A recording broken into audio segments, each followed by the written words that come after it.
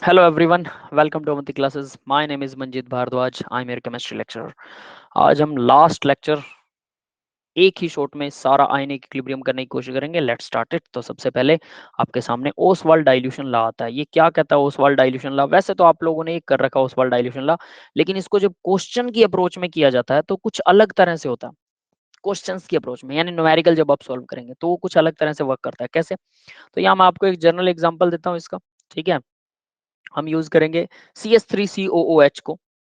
ठीक है, ये आपने कर रखा है भाई, इतना सबको पता है कि ए जो होता है product by reactant raise to the power of coefficient होता है ना. तो लेकिन वो सी अल्फा 1 - अल्फा कैसे होता है, तो ये आप लोगों ने नहीं किया है, तो इसी के बारे में डिस्कशन करेंगे. ठीक है, तो सबसे पहले यहाँ देखिए CH3COOH. ठीक है, ये आपके पास में एक एसिड है, वाटर कांस्टेंट रहता है इसलिए हम उसको नहीं ले रहे हैं. ठीक है, क्योंकि उससे कोई फर्क नहीं पड़ने वाला. H पॉजिटिव आयन रिलीज करेगा plus CH3COO negative ion release करेगा. ठीक है, तो मान लो इसकी कंसंट्रेशन थी C शुरू में, इनिशियल कंसंट्रेशन है ना, इनिशियल इनिशियल कंसंट्रेशन थी C. इन दोनों की कंसंट्रेशन क्या होगी? 0 होगी, है ना, शुरू में एट इक्विलिब्रियम. अब इक्विलिब्रियम आया तो इसकी कंसंट्रेशन कितनी हो गई? पहले हम क्या करते थे आयनिक केमिकल इक्विलिब्रियम में C-X, अगर ये C-X है तो इन दोनों की X प्लस X हो जाएगी, मल्टीपल होगा उनका कोफिशिएंट्स का. यहाँ कोफिशिएंट सबका एक एक लगा हुआ है, ये भी 1 है, ये भी 1 है ना. तो ये 1x हो जाएगी, ये भी 1x हो जाएगी, और यहाँ पर भी 1 था तो ये 1x ही माइनस होने वाली है. यस बेटा, ये सबको कंफर्म है, ये हमने कर रखा Yes, sir. है ना. लेकिन यहाँ पर हम ये ऐसा ही कुछ करेंगे बट डिफरेंस होगा कुछ. क्या डिफरेंस होगा? हम यहाँ यूज करेंगे अल्फा, ये एक्स यूज नहीं होगा. ठीक है, वी विल यूज अल्फा. तो हम अल्फा को यूज करने वाले हैं, तो देखते हैं अल्फा क्या कमाल करता है. तो अल्फा को यूज करने से पहले हम मान लेते हैं लेट, कुछ चीजें मान लेते हैं. लेट कंसंट्रेशन की वैल्यू है 10 मोल. ठीक है, 10 मोल पर लीटर जो भी लगा लीजिए, है ना. 10 मोल पर लीटर सी हमें दिया हुआ है, अल्फा भी हमें दिया हुआ है, अल्फा है 0.2. ठीक है, यानी 10 मोलिक्यूल थे आपके पास टोटल. सोचिए 10 मोल को 10 मोलिक्यूल मान लेते हैं, 10 मोलिक्यूल थे आपके पास टोटल. 10 में से 0.2 टूट गए. अल्फा होता है 0.2, एक में से 0.2 टूटा, एक में से. अल्फा का मतलब ये है ना, 0.2 का मतलब एक में से कितने. अल्फा की वैल्यू 0 to 1 होती है, याद है सबको. परसेंटेज में Yes, 100 से sir. मल्टीप्लाई करते हैं, 100 से मल्टीप्लाई मत कीजिए तो अल्फा रह जाता है वो. तो एक में से 0.2 टूटे तो 10 में से कितने टूटे, है ना. तो एक में से डिसोसिएशन हुआ 0.2 का, तो 10 में से कितना होगा? सीधा 10 से मल्टीप्लाई हो जाएगा. 0.2 इंटू 10 कितना आ जाएगा? ये 10 नीचे लगेगा, 10 से 10 कैंसिल हो जाएगा, 2 आ जाएगा, मतलब 2 आ गया. ये 0.2 को 2 मत बना देना, ये 10 की जगह 20 होता तो वो 4 आता, ये 0.22 नहीं है. ठीक है, कहीं आप इसके वहम में रह जाए. तो हम इसको कैसे करें, तो इससे निकालने का तरीका क्या होता है? एक फॉर्मूला डिराइव होना चाहिए ना. तो यहाँ मैं आपको वही फॉर्मूला दे रहा हूँ. ठीक है, सी को, सी का मतलब है टोटल मोल, है ना, मल्टीप्लाई कर दीजिए. मल्टीप्लाई को हम डॉट से दिखाते हैं, टोटल अल्फा से. सी था 10, मल्टीप्लाई कर दिया अल्फा से, इक्वल आ गया 2. यस, क्लियर है. तो ये जो है ये टोटल मोल है, यानी यहाँ हम लिख रहे हैं इसको टोटल मोल.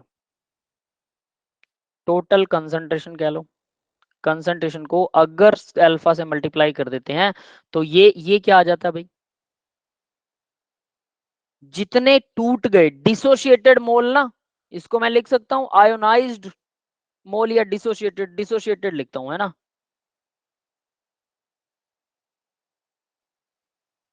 डिसोशिएटेड मोल. यस बेटा, ये क्लियर है किसी को? डी लगेगा उसमें, डिसोशिएटेड मोल.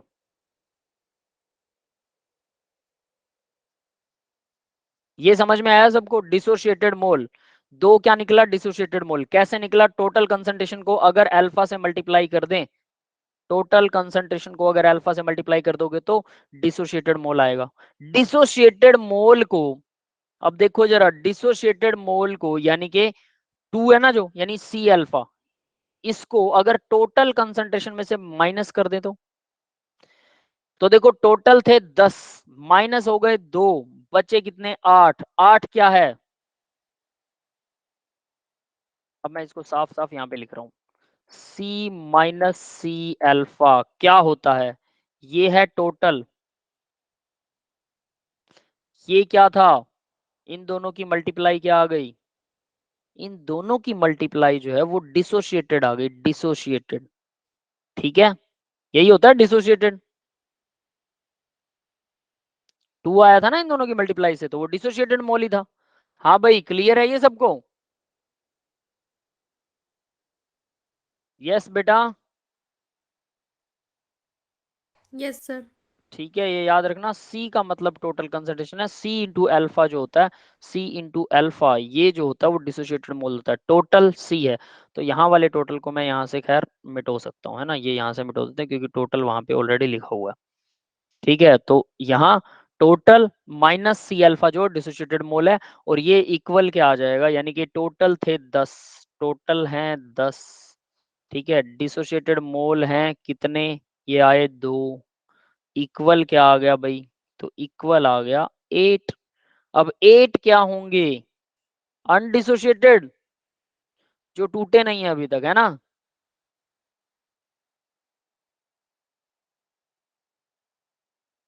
यस गाइस, ये समझ में आया बेटा, ये समझ में आ गया सारी कहानी। Yes sir. तो इसका यस मतलब सर। यहाँ हम वही करने वाले हैं, सी में से इक्विलिब्रियम पर कुछ टूट गए, कितने टूटे उसको निकालने के लिए क्या करेंगे, सी माइनस अल्फा, सी इंटू अल्फा हो जाएगा। तो कुछ टूट गए तो बचे कितने, उसको माइनस कर दिया तो बचे कितने अनडिसोशिएटेड, यानी यहाँ जो नहीं टूटे वो बच गए, तो नहीं टूटे वही CH3COH, जो नहीं टूटे हैं वही तो है ये, है ना। तो टूटे कितने, तो सी इंटू अल्फा टूटे थे, 2 ही टूटे थे ना, तो 2 ही H पॉजिटिव बनेंगे, 2 ही OH नेगेटिव बनेंगे, क्यों, क्योंकि दोनों के आगे 1 1 लगा हुआ है, वरना ये मल्टीपल हो जाते हैं। यस, क्लियर है। तो किसी भी न्यूमेरिकल को सॉल्व करने के लिए आपको इस इक्वेशन का यूज करना पड़ेगा। यस गाइस, समझ में आ गया सबको, यस और नो, यस सर। क्लियर है। ठीक है, तो ये है आपका, यहां पर जब आप अब इसको अप्लाई करो जरा, इसी को ऊपर अप्लाई करते हैं, के की वैल्यू निकालते हैं, के ए क्या होता है, पानी नहीं होता ना उसमें, पानी मल्टीपल हो जाता है डायरेक्टली, सी अल्फा मल्टीपल में C alpha product divide raise to their power coefficient, यही है प्रोडक्ट, ये दोनों है। अब देख लो जरा प्रोडक्ट क्या है, हमने ये दोनों प्रोडक्ट बनाए हैं, ये दोनों प्रोडक्ट है हमारे, है ना। और रिएक्टेंट क्या है, रिएक्टेंट ये है, तो प्रोडक्ट डिवाइडेड बाय रिएक्टेंट, यही तो कर रहे हैं हम, तो डिवाइड में आ जाएगा रिएक्टेंट, तो रिएक्टेंट क्या आएगा, सी माइनस सी अल्फा। अब सी माइनस सी अल्फा से नेक्स्ट नेक्स्ट नेक्स्ट इक्वेशन यहां आ जाएगी, सी को कॉमन निकालिए, फिर सी से सी कट जाएगा, एक सी कट जाएगा तो एक सी अल्फा स्क्वायर बच जाएगा, ये आ जाएगा। यस, ये समझ में आ रहा है कैसे हुआ, इस सी यस से इस सी सर। को काट दीजिए, सी अल्फा स्क्वायर 1/अल्फा ये बच जाएगा, तो हम फाइनल उसने आंसर दे दिया। और ये कहां से आया सारा, ये यहां से आया, तो ये एट इक्विलिब्रियम वाली कंसंट्रेशन ही यहां पर आ गई है। ठीक है, ये यहां से आया, ठीक है, और उससे ऊपर वो आ गया, तो नीचे से नीचे ऊपर से ऊपर आप लोगों को एरो में लगा चुका हूं, आप समझ सकते हैं यहाँ से। ठीक है, तो यानी ये होता है भाई Oswald dilution law. Oswald dilution law हमने नहीं किया था यूं समझ लो, लेकिन अभी ये हो चुका है। क्लियर है गाइज, ये बुक में भी है, आसान सा है, कोई खास बात नहीं। हमने के ए कर लिया था, लेकिन ये कैसे अल्फा उल्फा जब हम न्यूमेरिकल करते हैं तो ये चीज सामने आती है, इसलिए ये चीज अलग हो जाती है, तो ध्यान देना। ठीक है, चलो अब आगे बढ़ते हैं। अब यहाँ देखो एक और चीज है, if alpha is less than 1, 1 minus alpha, alpha की वैल्यू अगर बहुत कम है, वीक एसिड है ना ये, इसने दिया भी है वैसे, ऊपर देखो ये वीक एसिड लिखा हुआ, वीक एसिड के लिए ये सारी चीजें एप्लीकेबल होती हैं। तो अल्फा की वैल्यू लेस देन 1 है, बहुत कम है, तो 1 माइनस अल्फा, यहाँ जो देखो इस इक्वेशन में इधर 1 माइनस अल्फा दे रखा है, अल्फा तो बहुत छोटा है, एक से बहुत छोटा, तो मैं क्या कर सकता हूँ, इस अल्फा को गायब कर दूं, सिर्फ 1 रह जाएगा, 1 भी खत्म, 1 की तो अपने आप में कोई वैल्यू नहीं, तो सी अल्फा स्क्वायर आ जाएगा, डायरेक्टली आ गया, 1 1 माइनस अल्फा इक्वल 1, तो यानी के ए की वैल्यू आ जाएगी सीधी सीधी सी अल्फा स्क्वायर, यहाँ से अल्फा निकाल सकते हो, के बाय सी का अंडर रूट आ जाएगा। यस गाइज, ये समझ में आया कैसे आया, यस सर। यस है, सर। है ना, बस ये ऐसे आएगा। तो अगर ये बहुत कम है तो similarly for weak base, weak base के लिए भी ऐसा ही होगा। हायर द वैल्यू ऑफ के ए या K B stronger is the acid और बेस। ठीक है, वैल्यू ऑफ के और के बी स्ट्रॉन्ग होगी तो एसिड और बेस स्ट्रॉन्ग होगा, ये हम पहले से जानते हैं, इसकी हमें जरूरत नहीं है, सिर्फ यहाँ तक ही काफी है। के की वैल्यू ज्यादा है तो स्ट्रॉन्ग एसिड होगा, के बी की वैल्यू ज्यादा है तो स्ट्रॉन्ग बेस होगा, है ना। एसिडिटी और पीएच स्केल, तो पीएच स्केल हम कर चुके हैं, याद है सबको। पीएच क्या होता है, नेगेटिव लोग ऑफ एच पॉजिटिव आयन की कंसंट्रेशन या एक्टिविटी कह लो, एक्टिविटी और कंसंट्रेशन बराबर होती है डाइल्यूट सॉल्यूशंस के लिए।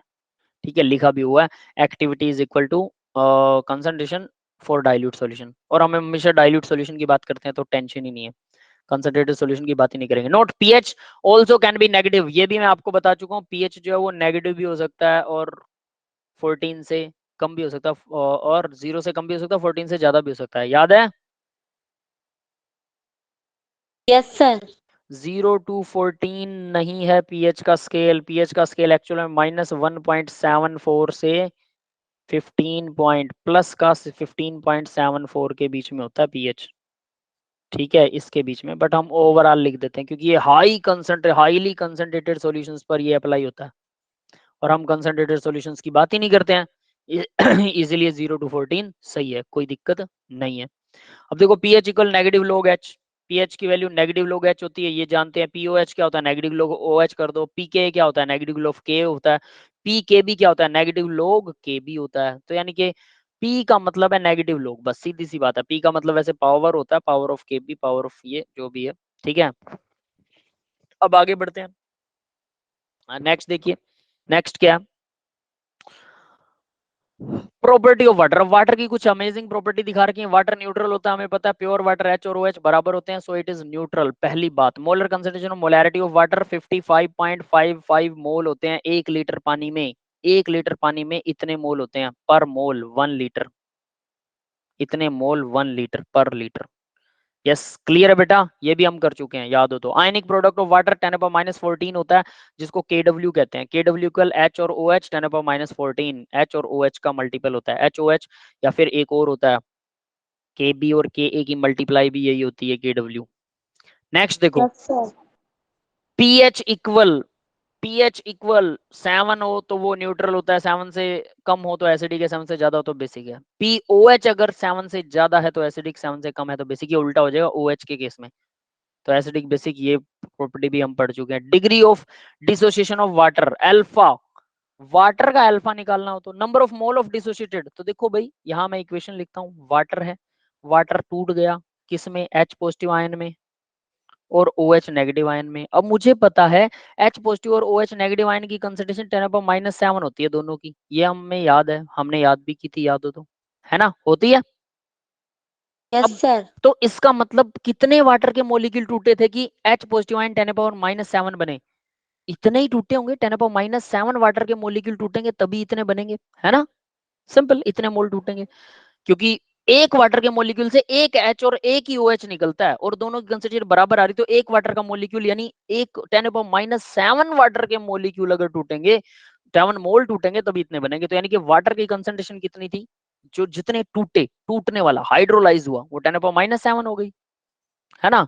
तो यानी कि जो हाइड्रोलाइज हुआ वाटर वो है 10⁻⁷।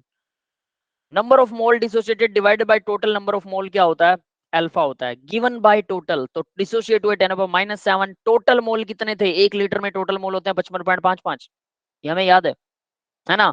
तो इन दोनों को डिवाइड किया, 18.10⁻⁻10 या फिर 1.8 इंटू 10⁻⁷% आ गया, परसेंट आया, 100 से मल्टीप्लाई कर दिया, तो 2 जीरो कम हो गई, 10⁻8 आना चाहिए, या 10⁻7 क्यों है, वहां है 18 और यहाँ है 1.8, यानी उसने 10 से और डिवाइड कर रखा है, इसलिए वो 10⁻⁷ हो गया, और कुछ नहीं है, दोनों डाटा बिल्कुल सही है। परसेंट निकालने के लिए अल्फा को 100 से मल्टीप्लाई कर दो, बस इतना ही है। एब्सोल्यूट डिसोसिएशन कांस्टेंट क्या होता है वाटर का, के ए जिसे बोलते हैं, के ए। तो देखो के ए और के बी है, एक्चुअल में दोनों की मल्टीप्लाई है के और के बी की, बट ये के और के बी यहाँ वाटर के केस में बराबर होते हैं, तो इन दोनों को मल्टीप्लाई कर दिया और डिवाइड में कंसंट्रेशन ऑफ वाटर निकाल दिया, टोटल कंसंट्रेशन ऑफ वाटर उतनी ही रहती है, तो ये इतना आ गया। ये अगर आप ना भी करना चाहो, अब अगर आप डिनाई करना चाहते हैं इसे, तो आपकी इच्छा है, इसे मत कीजिए बेशक, ठीक है। ये फॉर्मूला मैं कहूंगा कि आप लोग अगर नहीं भी करेंगे तो भी चलेगा, तो मैं यहाँ पर इसको क्रॉस कर रहा हूँ, ठीक है बेटा। करना चाहें आपकी इच्छा, ना करना चाहें तो बेशक इसे छोड़ सकते हैं, क्योंकि ये कहीं यूज भी नहीं होता। यस, क्लियर है गाइज? Yes, आगे Yes, देखते हैं। sir. ठीक है, आगे देखते हैं अब। ठीक है, जो फॉर्मूला हमारे काम का सिर्फ हम वही पढ़ने वाले हैं। ठीक है, वो उसी से उन्होंने पी के भी ये बना दिया, तो इसको भी नहीं करेंगे तो भी चलेगा। तो ये ऊपर वाला फॉर्मूला ये भी आप छोड़ सकते हैं। ठीक है, इसको भी मत कीजिए, कोई फायदा नहीं है इसका। नीचे देखिए, के ए और के बी की मल्टीप्लाई के डब्ल्यू होती है, ये वाला फॉर्मूला हमने कर रखा है।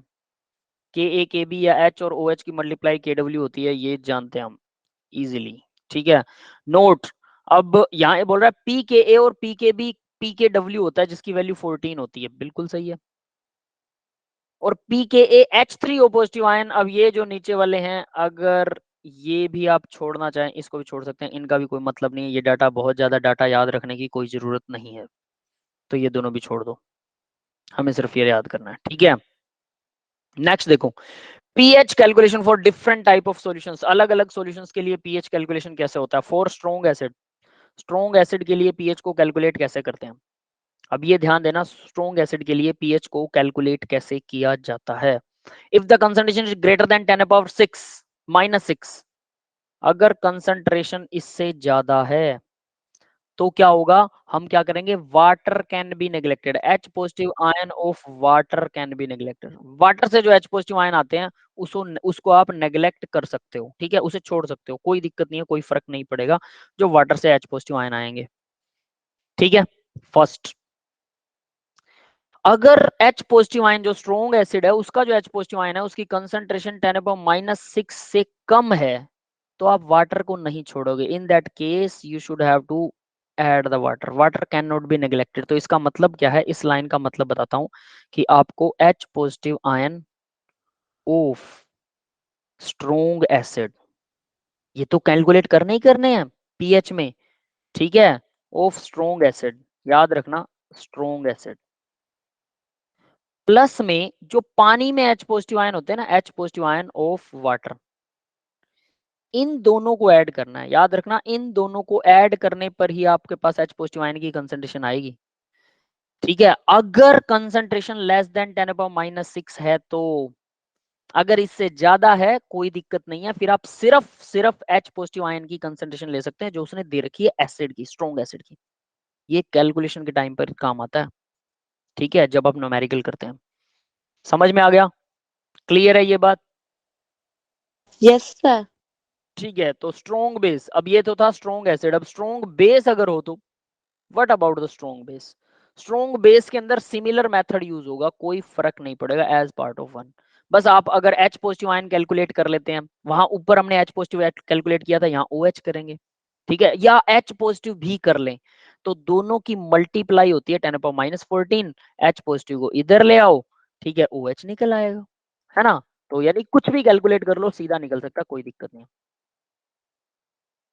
आगे देखिए, pH of mixture of two strong acid. अब भाई दो स्ट्रॉन्ग एसिड आ गए, दो स्ट्रॉन्ग एसिड्स का पीएच निकालना है, दोनों स्ट्रॉन्ग एसिड है तो दोनों का H पॉजिटिव आयन की कंसंट्रेशन निकालनी पड़ेगी, N1V1 N2V2। तो हम डायरेक्ट H पॉजिटिव आयन की कंसंट्रेशन सीधा निकाल सकते हैं, नॉर्मेलिटी होगा ये N1V1 N2V2 divide by total volume V1 + V2। अब नॉर्मेलिटी क्या होती है पता है किसी को? नॉर्मेलिटी होती है N इंटू मोलैरिटी। मोलैरिटी पता है, मोल पर लीटर होता है। हाँ बेटा, मोलैरिटी पता है, मोल पर लीटर होता है।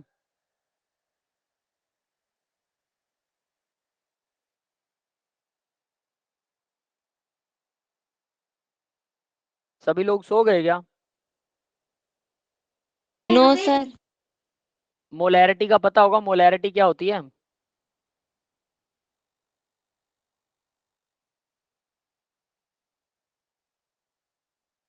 पता है भाई? फिर से सो गए, जागते रहो। यस, ठीक है, ओके, थैंक यू। तो देखो भाई, वैलेंसी, तो यहाँ मोलैरिटी को अगर वैलेंसी से मल्टीप्लाई कर दो, एन स्टैंड्स फॉर वैलेंसी। ठीक है, वैलेंसी फैक्टर भी बोलते हैं इसको। ठीक है, वैलेंसी और वैलेंसी फैक्टर। ठीक है, तो एन, इसको हम वैलेंसी या वैलेंसी फैक्टर भी बोलते हैं। ठीक है, वैलेंसी वेक्टर। ये क्या होता है? सिंपल सी बात है, H2SO4 इसके लिए 2H पॉजिटिव आयन छोड़ता है, तो इसके लिए N क्या होगा? 2 होगा। समझ गए N कैसे निकालते हैं? जितने H पॉजिटिव आयन छोड़े, MgOH twice magnesium hydroxide 2 OH negative ion release करता है, तो इसके लिए N क्या होगा? इसके लिए भी N2 होगा। क्लियर है भाई? यस बेटा। Yes sir. Yes, sir. अब अगर मान लो साल्ट हो आपके पास MgCl2, तो मैग्नीशियम यहां पर 2 पॉजिटिव है, लेकिन क्लोरीन को देखेंगे तो क्लोरीन 1 नेगेटिव है। बट याद रखना क्लोरीन 2 लगे हुए हैं, 2 क्लोरीन है ना, तो टोटल 2 नेगेटिव होगा। टोटल जो होगा वो 2 नेगेटिव होने वाला है, और इसमें होगा टोटल 2 पॉजिटिव। टोटल चार्ज याद रखना, टोटल चार्ज निकालना होता है, टोटल चार्ज 1 और 2। ठीक है, तो यहां पर तो 2 क्लोरीन लगे हैं, इसलिए टोटल चार्ज कितना निकलेगा? 2 निकलेगा। 2 क्लोरीन है, सो दोनों में से किसी को भी उठा लो, N की वैल्यू इक्वल होगी 2। यहां पर भी N की वैल्यू 2 होगी। टोटल पॉजिटिव चार्ज और टोटल नेगेटिव चार्ज में से किसी एक को लेना है। ठीक है, तो साल्ट के लिए टोटल पॉजिटिव और टोटल नेगेटिव चार्ज होता है, तो यहां मैं लिख भी देता हूं, टोटल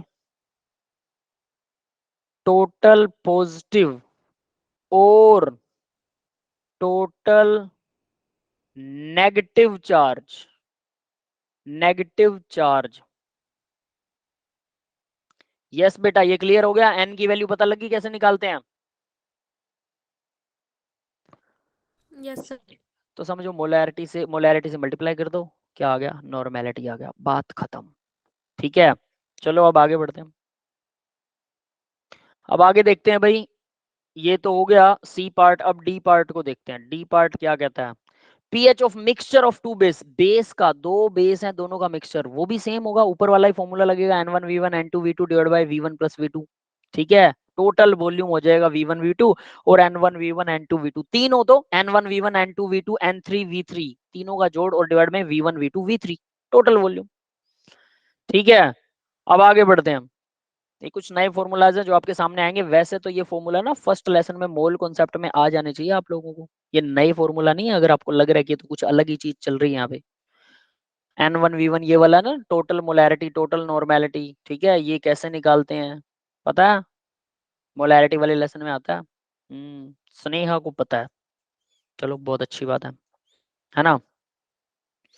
तो भाई ये वहां आते हैं, बट ये क्योंकि इस लेसन में भी यूज होते हैं, यहाँ पे भी एसिड बेस होते हैं, यहाँ आयंस का इक्विलिब्रियम चलता है, तो यहाँ पर भी इन फॉर्मूला का यूज होना तो लाजमी है। नो सर, नैना को नहीं पता, कोई बात नहीं बेटा, अगर वहां नहीं किए हैं तो यहाँ मैं आपको डायरेक्ट बताता हूँ।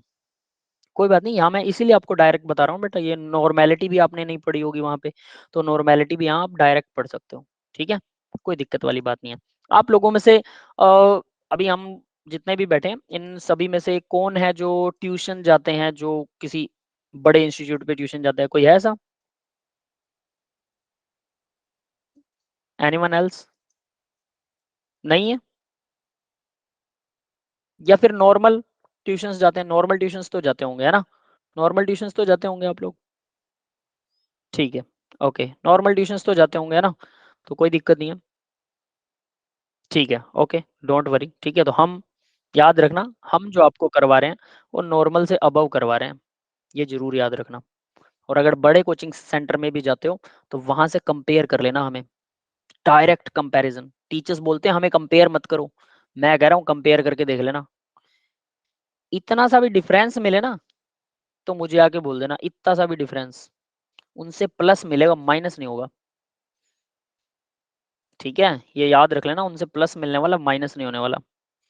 क्यों? क्योंकि ऑब्वियस है कि हम लोग आपको जो बता रहे हैं ना, मैं बड़े कोचिंग सेंटर में पढ़ा चुका हूँ बेटा, डोंट वरी अबाउट दैट। ठीक है, इतना कंफर्म रखना कि आप अच्छे टीचर से पढ़ रहे हो। ठीक है, मैं ये नहीं कहूंगा आई एम द बेस्ट, हमसे भी बहुत अच्छे अच्छे बैठे हैं बेटा।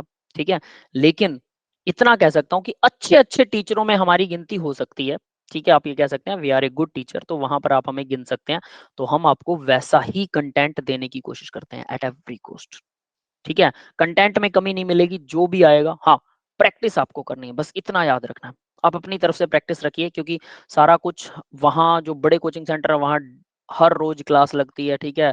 फिर अलग अलग बच्चे मेहनत भी ज्यादा करते हैं, ठीक है। आप लोग मेहनत अगर कम कर रहे हैं तो आपको एक यूनिक आइडिया मैंने बताया था, एनसीईआरटी के सारे क्वेश्चन आंसर सोल्व कर लो, ठीक है। और आप लोगों को बोल भी रखा है कि एनसीईआरटी के सारे क्वेश्चंस के जो पीछे क्वेश्चंस दिए होते हैं वो सोल्व कीजिए, और उनका सॉल्यूशन आपको मैंने प्रोवाइड भी करवा रखा है। हर रोज 5 कर लो, है ना। फिर एक और बुकलेट आपको प्रोवाइड करवा दूंगा जिसके अंदर आप एनसीईआरटी के अलावा बाकी के क्वेश्चंस को सोल्व कर सकते हो, एडवांस लेवल वाले, मेंस और एडवांस लेवल। तो मत समझना कि आप कौन से ग्रुप में कहाँ क्या पढ़ रहे हो, बस मुझे अगर फॉलो कर लेते हो, हर रोज 5 क्वेश्चन वो, 2 क्वेश्चन एडवांस के, 7 क्वेश्चन डेली सॉल्व कर लो, एक सब्जेक्ट के 7 क्वेश्चन में 1-1.5 घंटे से ज्यादा नहीं लगेगा। 3 सब्जेक्ट के लिए 4.5 घंटे अगर आप मेहनत कर लेते हो, आप पार हो, बस इतना ही, ठीक है। फिर अच्छे से अच्छा जो कंपटीटर होगा ना, जो यूं कहता होगा कि बच्चा कहता हो मैं फन्ने का हूँ, हम उससे आपका कंपटीशन करवाएंगे, तो उस फन्ने का को हम देख लेंगे, समझ गए ना। बाकी ज्यादा नहीं बोलना चाहता मैं, तो उसको भी देख सकते हैं हम। बस आपका अगर इतना काम कंप्लीट है ना, अगर आप इतनी मेहनत कर लेते हो, फिर कोई फन्ने का आपके सामने नहीं आएगा, ठीक है। सिर्फ इतना। आगे बढ़ते हैं बेटा, देखो। तो नॉर्मेलिटी वहां नहीं किया तो कोई बात नहीं, यहाँ नॉर्मेलिटी आपको समझ में आ गया। नॉर्मेलिटी एन इंटू मोलैरिटी होता है, और वी का तो आपको पता ही है वॉल्यूम, तो सीधा सीधा इक्वेशन आ गई। 200 स्ट्रॉन्ग एसिड का अगर ये दे रखा है तो डायरेक्ट निकाल सकते हो। PH of mixture of strong acid and strong base. अब देखो ये थोड़ा गड़बड़ घोटाला है, एसिड और बेस दोनों आ गए, तो देखो क्या होता है, एसिड और बेस क्या करेंगे, न्यूट्रल हो जाते हैं ना, ये दोनों एक दूसरे से रिएक्शन करके न्यूट्रल हो जाते हैं। तो एसिड और बेस अगर न्यूट्रल हो गए, तो सोचिए जरा, ध्यान से सोचना, एसिड बेस न्यूट्रल हो चुके हैं, तो यानी अगर कोई एक ज्यादा है, एसिड ज्यादा है तो एसिडिक सॉल्यूशन हो जाएगा, बेस ज्यादा तो बेसिक हो जाएगा। तो कोई एक ज्यादा हो सकता है, दोनों बराबर है तो न्यूट्रल है, कोई चक्कर ही नहीं है। तो यहाँ देखिए ये फैक्ट हमने तीनों फैक्ट यहाँ कवर कर रखे हैं। मान लो कि N1V1 जो है वो स्ट्रॉन्ग एसिड है, ये स्ट्रॉन्ग एसिड है, ठीक है। और दूसरे वाला जो है स्ट्रॉन्ग बेस है, इसको आप स्ट्रॉन्ग बेस समझ लो, N2V2 को। और एसिड ज्यादा है तो सॉल्यूशन क्या होना चाहिए, एसिडिक होना चाहिए। और क्या लगेगा, N1V1 में से N2V2 घटा दो, डिवाइड में total volume V1 plus V2। और अगर मान लो N2V2 ज्यादा है, यानी कि स्ट्रॉन्ग बेस ज्यादा है और स्ट्रॉन्ग एसिड कम है, तो बचेगा क्या, बेस बचेगा, सॉल्यूशन विल बी बेसिक। तो N2V2 में से N1V1 घटाना है, यानी बेस में से एसिड को घटाना है, जो बच गया वो आंसर नीचे आएगा, टोटल वॉल्यूम, वो OH नेगेटिव आयन की कंसंट्रेशन आएगी, और यहां से आप उसका पीएच निकाल सकते हैं। पीएच कैसे निकलेगा, नेगेटिव लॉग कर देना, इसका पीएच आ जाएगा। समझ गया ना बेटा, सीधा स्ट्रेट लाइन में आंसर। नेक्स्ट देखिए, पीएच ऑफ वीक एसिड। अब यहां पर जो आता है पीएच ऑफ वीक एसिड, ये हम कर चुके हैं already, pH of weak acid monoprotic solution के अंदर। तो ये अभी अभी हमने किया सबसे ऊपर, C alpha square 1 minus alpha. Yes बेटा, यहाँ पर तो नहीं, इससे पीछे वाले पेज पे किया था, C alpha 1 minus alpha, C alpha square 1 minus alpha, अभी अभी किया था ना, जो डिराइव भी किया हमने अभी, है ना। तो ये वही है, इसमें कोई फर्क नहीं है। आगे नीचे भी वही दे रखा है, अगर अल्फा लेस देन 1 होता है, 1 माइनस अल्फा 1 होता है, के ए सी अल्फा स्केयर हो जाता है। और अल्फा की वैल्यू, अब अल्फा निकाल लो इसी में से, के अल्फा स्केयर में से ये सी नीचे चला जाएगा, अल्फा स्केयर से वो रूट बन जाएगा, ये हो जाएगा। और ये वैलिड होता है ओनली 10% सॉल्यूशन तक, ठीक है। डाइल्यूट सॉल्यूशन 10% तक, यानी 0.1 अगर अल्फा है तो तभी उतना ही डाइल्यूट माने जाते हैं, डाइल्यूट नहीं सॉरी, वीक, वीक एसिड या वीक बेस, है ना, वही माने जाते हैं जो 10% तक ही डिसोशिएट होते हैं। 10 से ज्यादा अगर डिसोशिएट हो गए ना, तो वो स्ट्रॉन्ग हो जाएंगे, वो वीक नहीं रहेंगे। यस, क्लियर है बेटा सबको, है ना।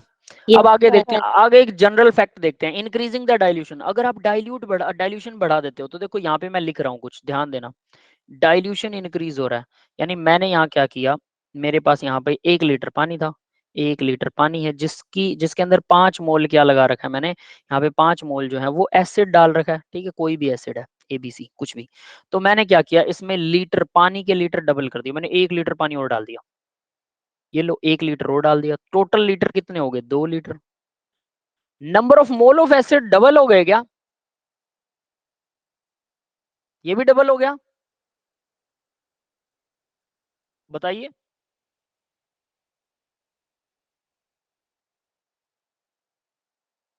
हेलो,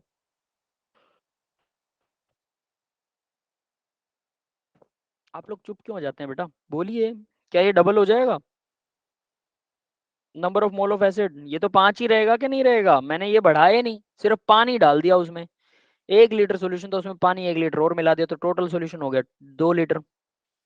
है ना। तो सॉल्यूशन तो 2 लीटर हो गया, लेकिन number of mole of acid नहीं बढ़ेंगे स्नेहा बेटा, नहीं बढ़ेंगे वो, है ना, वो उतने ही रहेंगे। ठीक है, तो ये 5 मोल ही रहने वाला है। तो यानी कि 2 लीटर पहले था, 1 लीटर में यानी 5 मोल थे 1 लीटर में पहले। फिर क्या हुआ, मोल तो उतने ही है 5, लेकिन अब लीटर हो गया 2। तो मोलैरिटी क्या आएगी, मोल पर लीटर होती है मोलैरिटी, याद रखना, मोल पर लीटर। तो 2 1 जा, 2 2 जा, और 2 5 जा, 2.5। समझ गए, यानी कि मोलैरिटी कम हो गई, यानी कंसंट्रेशन, मोलैरिटी ही कंसंट्रेशन है। समझ में आ गया ये। तो कंसंट्रेशन कम हो जाएगी, कंसंट्रेशन कम हो जाएगी, यहां पर यही लिखा हुआ है, ध्यान दो। कंसंट्रेशन डिक्रीज हो रही है, अल्फा इंक्रीज हो रहा है।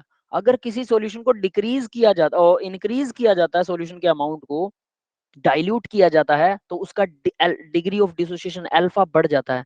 इनफाइनाइट डाइल्यूशन पर अल्फा कितना हो जाता है, इनफाइनाइट डाइल्यूशन पर अल्फा की वैल्यू जो है वो 1 हो जाती है। यानी अल्फा बढ़ता रहता है, क्यों, क्योंकि जो आयन टूटा वो वापस मिलेगा नहीं। डिग्री ऑफ डिसोसिएशन में यही होता है, टूटते रहते हैं, मिलते रहते हैं, टूटते रहते हैं, मिलते रहते हैं। लेकिन अगर हमने डाइल्यूट कर दिया सॉल्यूशन बहुत ज्यादा, तो टूटने के बाद वो इतना दूर हो जाएंगे कि वो वापस नहीं मिलेगा, वापस नहीं मिलेगा, तो अल्फा की वैल्यू 1 हो जाएगी ओवरऑल। तो यानी अल्फा इंक्रीज होता है अगर आप डाइल्यूट करते हैं किसी सॉल्यूशन को। तो डाइल्यूशन के साथ अल्फा इंक्रीज हुआ, अल्फा इंक्रीज हो रहा है, और डाइल्यूशन के साथ एच पॉजिटिव आयन की कंसंट्रेशन डिक्रीज होती है, पीएच बढ़ेगा। एच का उल्टा होता है pH, negative log of H, negative हो गया ना, इसलिए पीएच बढ़ेगा, एच घटेगा। यस बेटा, ये सबको क्लियर है। Yes sir. ठीक है, अब नेक्स्ट फॉर्मूला देखिए। ये फॉर्मूला क्या है, पीएच इक्वल हाफ। अगर कोई सॉल्यूशन है वीक एसिड का, वीक एसिड के पीएच, वीक एसिड के सॉल्यूशन का डायरेक्ट अकेला सॉल्यूशन उसका पीएच निकालते हैं, पीएच 1/2 पीके ए माइनस log c, 1 की जरूरत नहीं है, 1 शायद किसी वैसे लग गया है, ठीक है, पीके ए माइनस log c, ये हो जाएगा पीके ए माइनस log c। 1 को चलो मैं यहां से उड़ा देता हूं, ठीक है, ये लो 1 यहां से उड़ा दिया, बस बात खत्म। ओके, तो ये होता है, लेकिन मैंने आपको कल हमने एक फॉर्मूला किया था, याद है किसी को, 7 - 1/2 p K a plus log c, minus log c नहीं हो, प्लस log c। ये वाला फॉर्मूला याद है किसी को, कल ही किया था, कल की क्लास में। यस, आप लोग थे, कौन कौन था कल की क्लास में, कल क्लास लगाई थी किसी ने, कल करवाया था। है ना। अब ये फॉर्मूला किस चीज का था, वीक एसिड के लिए ही था ये भी, लेकिन किस चीज के लिए, फिर ये दोनों फॉर्मूला अलग कैसे हो सकते हैं वीक एसिड के लिए, याद है कुछ, कुछ याद है कि ये दोनों फॉर्मूला में कोई ट्विस्ट है बस, अगर किसी को याद है तो बताओ कि क्या ट्विस्ट है, ये दोनों अलग हैं या सेम है, अगर सेम है तो फॉर्मूला अलग अलग क्यों है, वैल्यू अलग अलग आएगी इसमें तो। सोचो, आपने वैल्यू भरी 7 - पी के ए log प्लस log सी, उधर भी पी के ए की वैल्यू और log सी है, हैं दोनों पीएच के, तो पीएच ही बदल जाएगा दोनों का, कौन सा फॉर्मूला यूज करें, वैल्यू दो ही है, दोनों दोनों की दोनों पीके और log सी है। तो आपके पास अब मान लो कोई पीके दे दे और log सी दे दे और कहे कि निकालो पीएच, तो आप कौन सा फॉर्मूला यूज करोगे, कैसे पता करें कि कौन सा लगेगा। कल मैंने कुछ बताया था, अगर उसका कुछ याद हो तो बताइए। ये तो सीधा लिखा हुआ, वीक एसिड है आपके पास, पानी है, पानी में एसिड डाल दो, फॉर्मूला यूज करो, पीएच आ गया, क्लियर है। लेकिन जो मैंने लिखा अभी रेड पेन वाला, ये कल हमने किया था, ये फॉर्मूला याद है किसी को, ये कैसे होगा।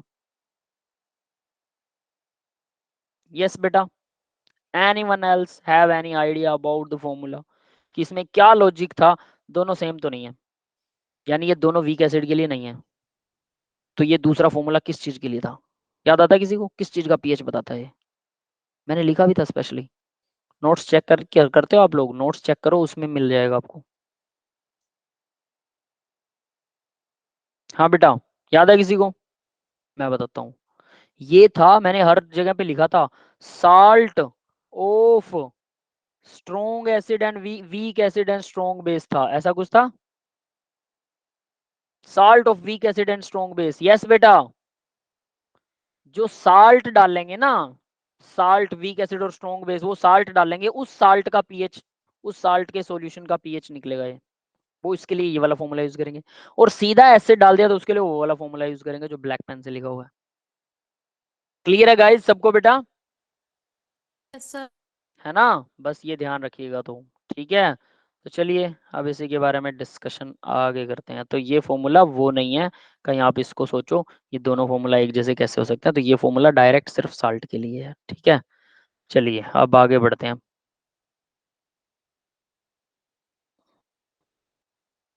अब नेक्स्ट देखिए भाई, relative strength of two acid. दो एसिड्स की अगर आपको स्ट्रेंथ पता करनी हो, दो एसिड्स हैं उनका स्ट्रेंथ पता करना है, तो सीधा सीधा H positive ion furnished by one acid by second acid, तो ये दोनों की कंसंट्रेशन पता होनी चाहिए, कितना कौन कितना डोनेट कर रहा है H पॉजिटिव आयन। ठीक है, लेकिन ये नहीं पता है, तो C1 alpha 1 divide by C2 alpha 1, या फिर अंडर रूट Ka1 मल्टीप्लाई में C1 under root Ka2 multiply में C2, ये फॉर्मूला है। दोनों में से कोई भी फॉर्मूला यूज करके आप डायरेक्ट निकाल सकते हो। अगर मान लीजिए इसका आंसर आता है 1/2, सपोज, इसका मतलब एसिड नंबर 1 जो है वो एसिड नंबर 2 से डबल स्ट्रेंथ का है। 1/2 है ना, डबल स्ट्रेंथ। 1/3 आता तो फर्स्ट एसिड सेकेंड एसिड से 3 गुना कम स्ट्रेंथ का है, यानी सेकेंड एसिड जो है, नीचे वाला एसिड जो है वो पहले एसिड से 3 गुना मल्टीपल में स्ट्रेंथ का है। 1/3 ये रेशो आ जाएगा, एक 1 है तो दूसरा 3 गुना है उसका। 1/2, एक 1 है तो दूसरा 2 गुना है उसका। यस बेटा, समझ में आ गया ये power of acid double triple. और ये नया फॉर्मूला है, आपको इसलिए अच्छे से याद करना है, इंपॉर्टेंटली ये फॉर्मूला लर्न होना चाहिए। ठीक है, फर्दर देखो, pH of two weak acid, दो वीक एसिड है, दोनों के दोनों वीक है, पीएच कैसे निकाले? तो सबसे पहले तो उनका एक रिलेशन है, अल्फा 1 से कम है, अल्फा 1 और अल्फा 2 दोनों ही 1 से बहुत कम है, तो Ka1 और Ka2 इक्वल होता है अल्फा 1 और अल्फा 2 के। सबसे पहली बात ये याद कर लीजिए। फिर उसके बाद में इसका सीधा फॉर्मूला H पॉजिटिव आयन कैसे निकालते हैं, डायरेक्ट निकाल सकते हो, C1 alpha 1 plus C2 alpha 2, या फिर under root C1 Ka1 plus C2 Ka2, that is the formula. दोनों वीक एसिड हो और उनका सीधा आपको पीएच निकालना हो, तो H पॉजिटिव आयन की कंसंट्रेशन निकल गई, नेगेटिव लॉग कर दो, पीएच निकल आएगा। अगर मान लो क्योंकि ये बहुत वीक है तो इसमें क्या करते हैं, थर्ड थर्ड वीक एसिड, यानी if water is again considered, water को कंसीडर करते हैं तो थर्ड वीक एसिड, तो सॉल्यूशन टू वीक एसिड का, दो वीक एसिड का सॉल्यूशन तो ऊपर दे रखा आपको, तीसरा वाटर को भी अगर ऐड करते हो तो H पॉजिटिव आयन की कंसंट्रेशन सीधा निकाल सकते हो ऐसे, ये वाला फॉर्मूला है। और KW, इसमें KW क्या है देखो, Ka1 C1 Ka2 C2, KW water की आयनिक प्रोडक्ट होती है, 10⁻⁻14 है, तो सीधा इस फॉर्मूले को यूज कर सकते हो, यहाँ वही चीज लिखी हुई है, नथिंग स्पेशल। ठीक है, अगर वाटर भी ऐड करना है तो। यस गाइस, यहां तक समझ में आया सबको? Yes sir.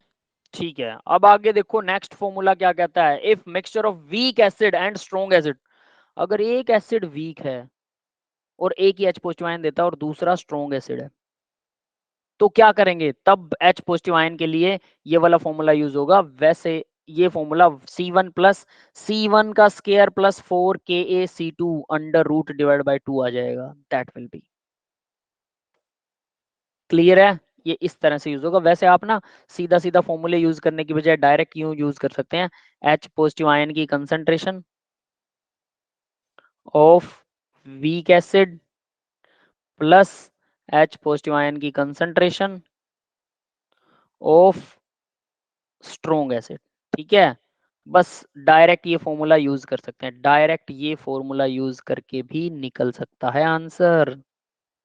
ऊपर भी ऐसा कर सकते हैं, बट ये शॉर्ट फॉर्म दिखा रखी है, तो इसलिए आप इसको शॉर्ट फॉर्म या ऐसे भी कर सकते हैं, चॉइस इज योर्स। नेक्स्ट देखो, if strong acid is low concentration added, अगर स्ट्रॉन्ग एसिड लो कंसंट्रेशन का एडेड होता है तो इसको सीधा भाई, वैसे तो इन्होंने ये फॉर्मूला दे रखा है, स्ट्रॉन्ग एसिड लो कंसंट्रेशन में है in water, then H positive ion can be calculated, तो H पॉजिटिव आयन को कैसे कैलकुलेट करते हैं, तो देखो इसको कैलकुलेट करने का सीधा तरीका ऊपर वाला ही है, वो ज्यादा बेटर है। ये इक्वल है H पॉजिटिव आयन ऑफ, कौन सा होगा, जो एसिड है स्ट्रॉन्ग एसिड, प्लस वाटर वाला भी जोड़ दो, plus H positive ion of water, water की भी जोड़नी पड़ेगी क्योंकि ये लो है ना कंसंट्रेशन, तो पानी को नेग्लेक्ट नहीं कर सकते। याद है वो 10⁻⁻6 से लो, तो सबसे पहला फॉर्मूला वही था, तो ये वही चीज है। यस गाइस, समझ में आ गया बेटा सबको? ये पहले वाला ही फॉर्मूला है, तो इसमें कुछ नहीं आने जानी, बस इन्होंने ये शॉर्ट फॉर्म में दे रखा है, तो इसको भी नहीं करोगे तो छोड़ सकते हो, आपकी इच्छा है, कोई दिक्कत नहीं है। ये जो मैंने ऊपर लिखा है ना, ये ऊपर वाला भी, ये भी नहीं करोगे, डायरेक्ट बस सीधा दोनों को जोड़ दो, बात ही खत्म। अब आगे बात आती है साल्ट हाइड्रोलाइसिस की। कल ही किया था ये हमने साल्ट हाइड्रोलाइसिस, हाँ जी, याद है सबको? Yes sir. तो इसमें देखो ये वाले फॉर्मूले थे, ये मैंने बोला था ना साल्ट हाइड्रोलाइसिस के लिए फॉर्मूला यूज होता है, ये देखो ये रहा पीएच का, 7 प्लस हाफ, इन्होंने हाफ से दोनों को मल्टीप्लाई कर रखा, हाफ पी के plus log c, 7 minus half P के minus log c, 7 plus half P K ए माइनस हाफ पी के बी, और पी के ए अगर ज्यादा होता है तो सॉल्यूशन क्या होता है, बेसिक होता है, पी के बी ज्यादा होता है सॉल्यूशन एसिडिक होता है ना। ये सारी चीजें मैंने बात की थी, डिस्कस की थी, वही वाले फॉर्मूला है। और दोनों स्ट्रॉन्ग एसिड स्ट्रॉन्ग बेस होते हैं तो पीएच 7 होता है, तो सीधी सीधी टेबल है, डायरेक्ट याद कर सकते हैं। और यहाँ पर एक नई चीज है, के एच हाइड्रोलाइसिस कांस्टेंट, इसको बोलते हैं हाइड्रोलाइसिस कांस्टेंट। और हाइड्रोलाइसिस कांस्टेंट, और इसे बोलते हैं डिग्री ऑफ हाइड्रोलाइसिस। जैसे अल्फा होता है ना,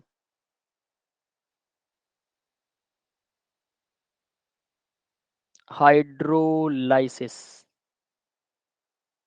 सेम एज अल्फा, अल्फा के जैसा होता है ये, अल्फा के जैसा।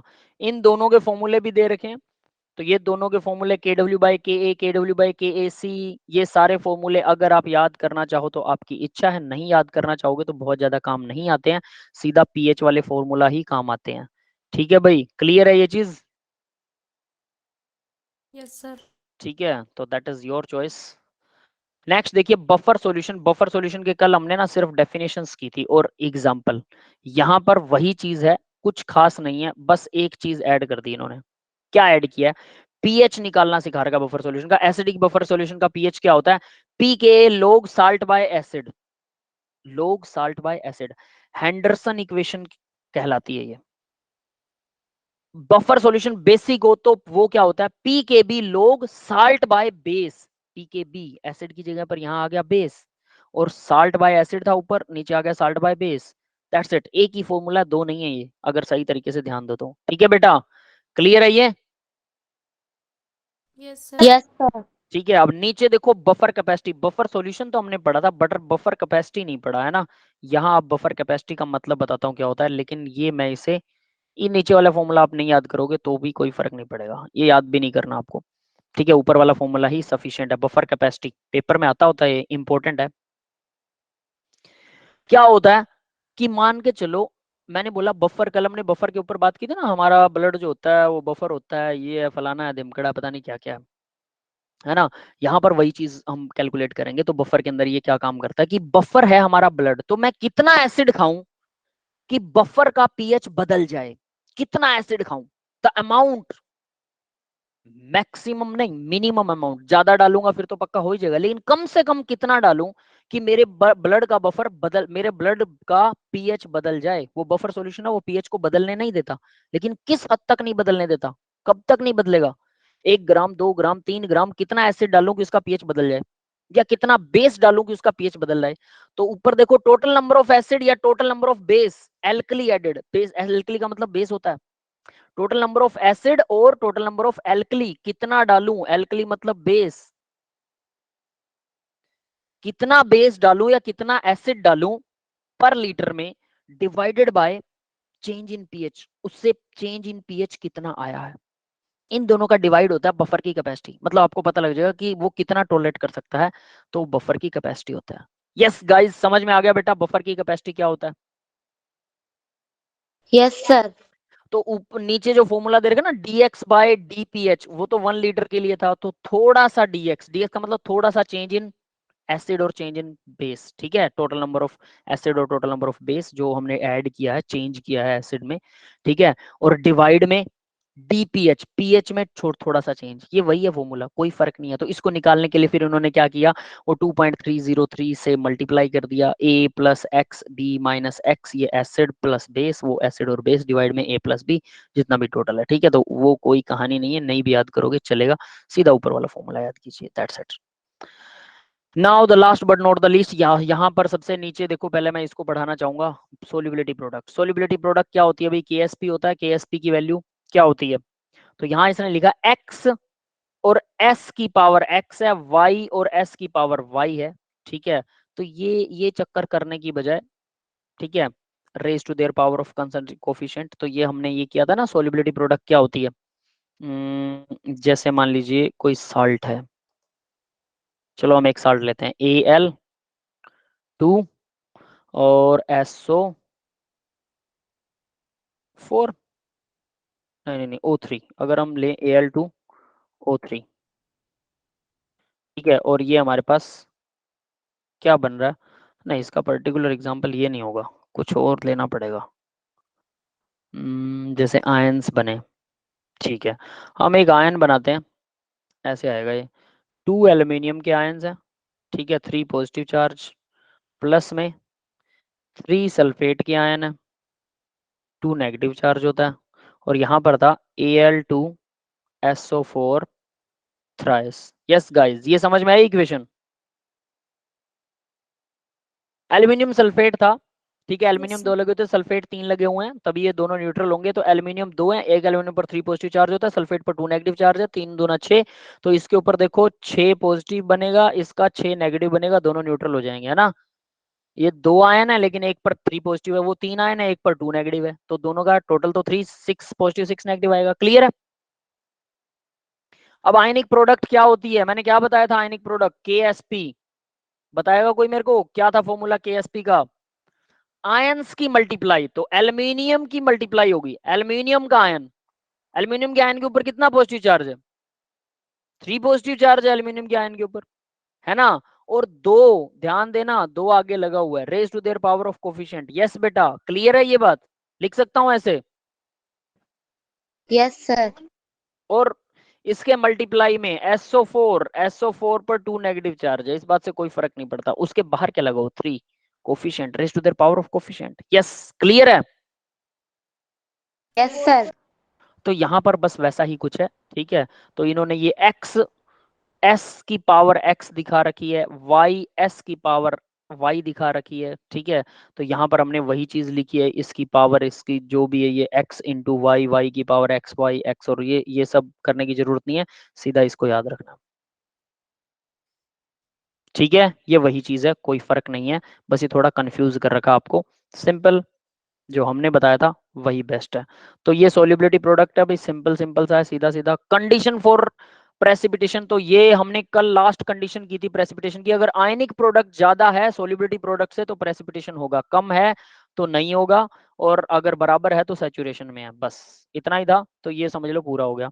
अब बात करते हैं इंडिकेटर्स की। इंडिकेटर क्या होते हैं, कैसे काम करते हैं, 5 मिनट में इसको खत्म करेंगे, ठीक है, 2-3 मिनट में ही खत्म कर देंगे। इंडिकेटर क्या होता है भाई? मान लो आपके पास में यहाँ पर एक एसिड है, ठीक है, HCl है, HCl आपने एसिड डाल दिया, ऊपर है ब्यूरेट, के अंदर वो बड़े वाली पाइप ब्यूरेट होती है ना, ये एक्सपेरिमेंट पक्का किया होगा आपने लैब में, किया। इसमें से ड्रॉप वाइज आप बेस डालते हो, ये NaOH डाल रखा है यहाँ भी, कितने बच्चों ने किया ये वाला एक्सपेरिमेंट? टाइट्रेशंस बोलते हैं इसको, किया है किसी ने? किसी को याद आता है?